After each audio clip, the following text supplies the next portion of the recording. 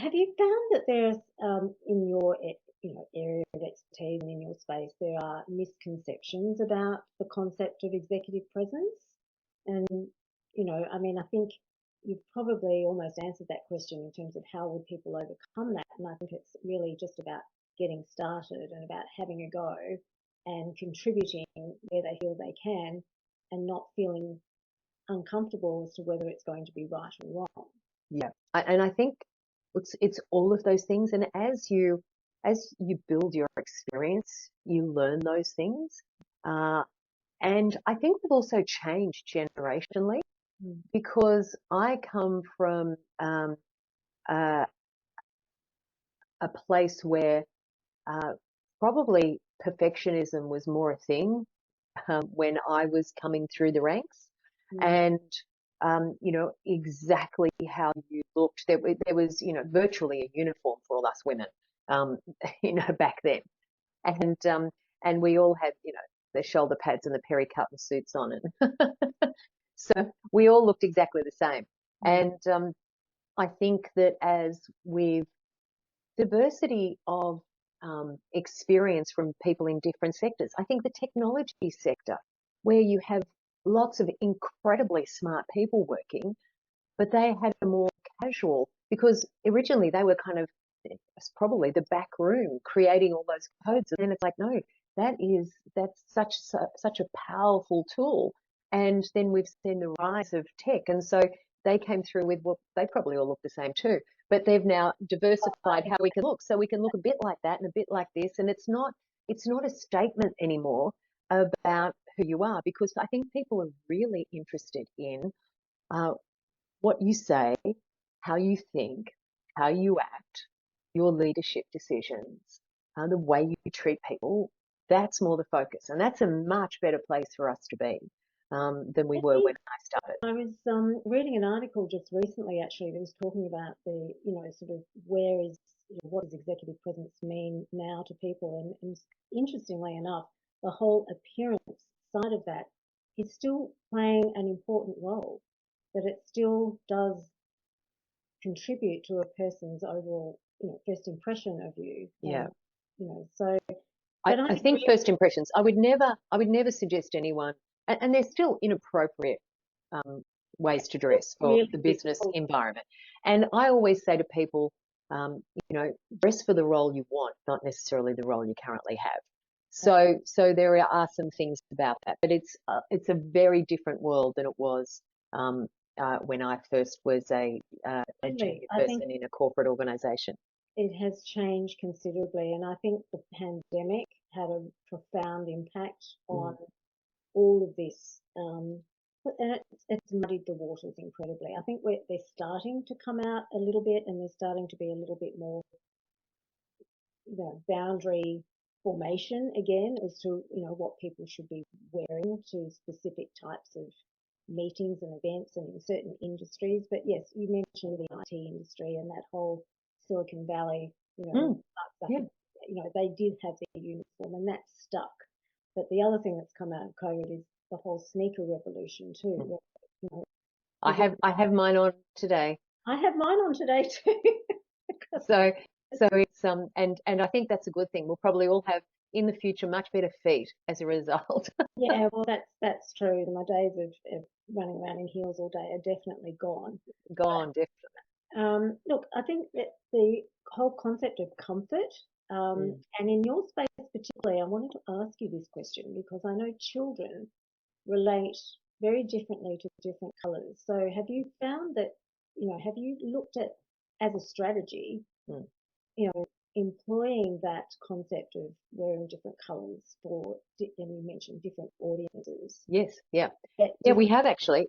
Interestingly, and our Starlight Express rooms are not purple and yellow because what we use is the latest research into the therapeutic benefits of design, the built design, the built environment. And so that's about natural light. It's about a biophilia, which is getting greenery, trees, etc., into the environment. Even if you can't get a real tree, we have some rooms that the light's coming in through a space, but hospitals have a lot of surface area. So it might be looking over a surface area. And we have beautiful green vines that are decals that go up all the windows. So that's how we address the biophilia requirement there. We have wood, natural woods. And so it's that lime green, it's the wood. We even have grass, we have pebble lino that you can, the kids can see. Kids will look like they're bending down to pick up a pebble that's in a riverbank, but it's actually lino. So we use all these things that are more sensory and engage the children. But the purple and yellow are fun, happy. Both of those colours are positive, happy colours. And so that's a good thing for us to know. And I must admit, when we first went into remote Indigenous communities, I was thinking, is our Captain Starlight costume of the purple and yellow and silver cape going to be right for that environment? And will we need to change that in any way, shape, or form? When you go into a remote Indigenous community, bright colours are the order of the day. And so those bright colours really worked in that environment. And also the mythology of Captain Starlight, because the Captain Starlights all come from planet Starlight, and they come to planet Earth every day in an invisible rocket ship. And they have the charter, and their mission on Earth is to put smiles on the faces of sick kids. And so they land their invisible rocket ship on the roof of all the children's hospitals. And little young children can recite this for you and tell you exactly where Captain Starlight comes from. That mythology also worked in remote communities, because to have somebody that actually comes from the sky and comes to the earth, that fits as well. So yes, we're constantly looking for what works in this space, and our rooms are neutral.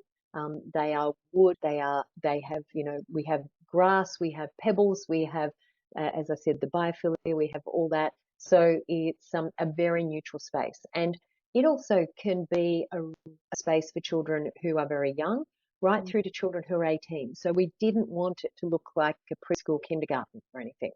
And so that's why it was really important for us to get that really right.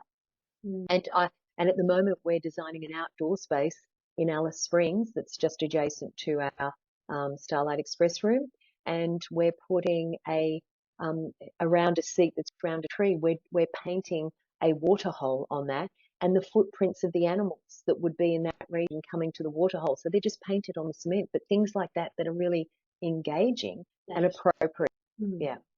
That's amazing.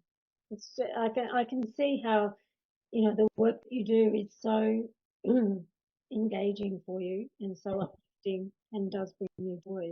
Well, the thing about it, Julie, is I love a challenge and I love growth.